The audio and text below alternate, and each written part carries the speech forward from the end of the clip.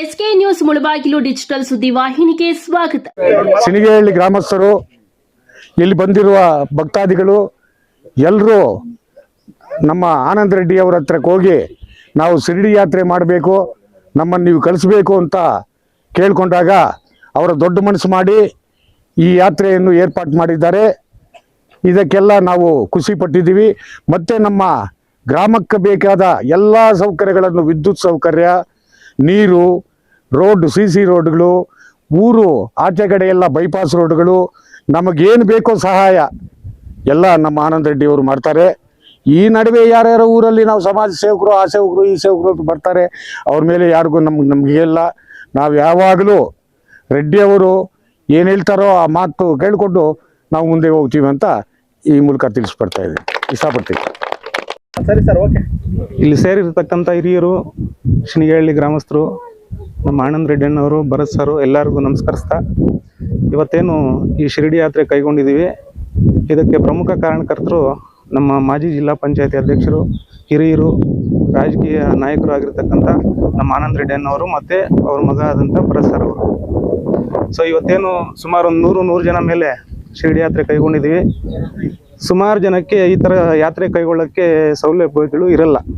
So ಇಂಥ ಸಂದರ್ಭದಲ್ಲಿ ನಾನು ಇದ್ದೀನಿ ಅಂತೇಳಿ ಎಲ್ಲ ಗ್ರಾಮಸ್ಥರನ್ನು ಕರೆಸಿ ನಾವು ಹೋಗಿ ಅಣ್ಣವ್ರನ್ನ ಕೇಳ್ಕೊಂಡಾಗ ಈ ಥರ ಹೋಗಿ ಬರಬೇಕು ಅಂತ ಎಲ್ಲ ಸೌಕರ್ಯಗಳನ್ನ ನಾವು ಮಾಡಿ ಇವತ್ತು ಈ ತೀರ್ಥಯಾತ್ರೆ ಕಳಿಸ್ಕೊಡ್ತಾ ಇದ್ದಾರೆ. ಅವರಿಂದ ಈ ಊರಿನ ಜನ ಜಾಸ್ತಿ ಸೌಲಭ್ಯಗಳನ್ನು ಪಡೆದಿದ್ದಾರೆ. ಈ ಊರೆಲ್ಲ ತಾಲೂಕು ವೈಸು ಕೂಡ, ತಾಲೂಕು ಮಟ್ಟದಲ್ಲಿ ಕೂಡ ತುಂಬ ಸೇವೆಯನ್ನು ಮಾಡಿದ್ದಾರೆ. ಇದೇ ರೀತಿ ಸೇವೆ ಮುಂದುವರಿಸಬೇಕು. ನಾವೆಲ್ಲ ಸೇರಿ ಅವ್ರ ಸಪೋರ್ಟ್ ಆಗಿರ್ತೀವಿ, ಅವ್ರ ಹಿಂದೆ ನಾವು ಇರ್ತೀವಿ ಅಂತ ಹೇಳ್ತಾ ಅವ್ರ ಕೃತಜ್ಞತೆಗಳನ್ನು ತಲುಪಿಸ್ತೀವಿ. ಇವತ್ತಿನ ಲೆಕ್ಕಾಚಾರಕ್ಕೆ ನಿಮಗೆ ಗೊತ್ತಿರುತ್ತೆ, ಏನೇ ಆದರೂ ಕೂಡ ಅವ್ರ ಹಿಂದೆ ಸರಿಯಾದಲ್ಲ. ಇಂಥವ್ರು ಎಷ್ಟೇ ಜನ ಬಂದ್ರು, ಈಗ ಏನು ಅಣ್ಣವ್ರು ಹೇಳಿದ್ರು, ಈ ನಡುವೆ ಯಾರೋ ಸಮಾಜ ಸೇವಕರು ಬರ್ತಾ ಇದ್ದಾರೆ, ಅಂಥವ್ರು ಎಷ್ಟು ಜನ ಬಂದ್ರು ಅವ್ರ ಮುಂದೆ ಸಾಕಾಗಲ್ಲ. ಸೊ ಅವ್ರ ಬಗ್ಗೆ ನಾವು ಹೇಳ್ಕೋದಲ್ಲ, ನೀವೇ ನೋಡ್ತಾ ಇದ್ದೀರಾ. ಧನ್ಯವಾದ. ಇಲ್ಲಿ ಸೇರಿರ್ತಕ್ಕಂಥ ಸಿನಿಗೇಹಳ್ಳಿ ಗ್ರಾಮಸ್ಥರಿಗೆ, ಎಲ್ಲರ ದೊಡ್ಡವರಿಗೆ ನಮಸ್ಕಾರಗಳು. ಮತ್ತು ಗೀತಾ ಆನಂದ್ ರೆಡ್ಡಿ ಅವರು, ಮಾಜಿ ಜಿಲ್ಲಾ ಪಂಚಾಯತಿ ಅಧ್ಯಕ್ಷರು, ಮತ್ತು ಡಾಕ್ಟರ್ ಭರತ್ ರೆಡ್ಡಿ ಅವರಿಗೆ ಧನ್ಯವಾದಗಳು. ನಾವು ಶಿರಡಿ ಸಾಯಿಬಾಬಾ ದೇವಸ್ಥಾನಕ್ಕೆ ಹೋಗಬೇಕು ಅಂತ ಮನವಿ ಮಾಡಿಕೊಂಡಿದ್ದಕ್ಕೆ ಅಣ್ಣನವರು ದೊಡ್ಡ ಮನಸ್ಸು ಮಾಡಿ ಯಾತ್ರೆಯನ್ನು ಕಳಿಸ್ತಾ ಇದ್ದಾರೆ. ಮತ್ತು ಸಿನಿಗೇಹಳ್ಳಿಯಲ್ಲಿ ರಸ್ತೆಗಳಾಗ್ಬೋದು, ನೀರಿನ ಸೌಕರ್ಯಗಳಾಗ್ಬೋದು, ಹಾಸ್ಪಿಟ್ಲು ವ್ಯವಸ್ಥೆ ಆಗ್ಬೋದು. ಮೊದಲು ನಾವು ಚಿಕ್ಕವರಿದ್ದಾಗ ನಮ್ಮೂರಿಗೆ ಬೋರ್ ಗಾಡಿಗಳು ಬರಬೇಕಂದ್ರೆ ನಾವು ಆಂಧ್ರದಲ್ಲಿ ಆ ಮೂಲಕ ಹೊಲಗಳಲ್ಲಿ ಸೇರಿಕೊಂಡು ಬೋರ್ಗಳು ಹಾಕ್ಸ್ಕೊಂಡು ವ್ಯವಸ್ಥೆ ಇತ್ತು ನಮಗೆ. ಇವಾಗ ಅಣ್ಣನವರು ಇದಾದಮೇಲೆ, ಜಿಲ್ಲಾ ಪಂಚಾಯತ್ ಅಧ್ಯಕ್ಷರಾದಮೇಲೆ 30 ವರ್ಷಗಳಿಂದಲೂ ಬೈಪಲ್ಲಿಯಿಂದ ಬೈಪಾಸ್ ರೋಡ್ ಥರ ಮಾಡಿಸಿ ಇವಾಗ ಎಲ್ಲರೂ ಬರ್ತಾರೆ. ಆ ರೋಡ್ ಮಾಡಿಸಿದಾಗ ಎಲ್ಲರೂ ಅಡ್ಡಿಪಡಿಸಿದ್ರು, ರೋಡ್ಗೆ ಅಡ್ಡಿಪಡಿಸಿ ರೋಡ್ ಆಗಬಾರ್ದು ಅಂತ ಇದು ಮಾಡಿದ್ರು.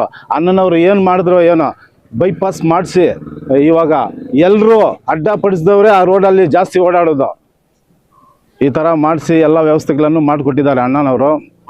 ದೇವಸ್ಥಾನಗಳಾಗ್ಬೋದು, ಯಾವುದೇ ಒಂದು ಅಭಿವೃದ್ಧಿ ಕೆಲಸಗಳಾಗ್ಬೋದು, ಅಣ್ಣನವರು ಕೇಳಿದ್ರೆ ಸಾಕು ಎಲ್ಲ ಅನುಕೂಲಗಳು ಮಾಡಿಕೊಟ್ಟಿದ್ದಾರೆ ನಮಗೆ.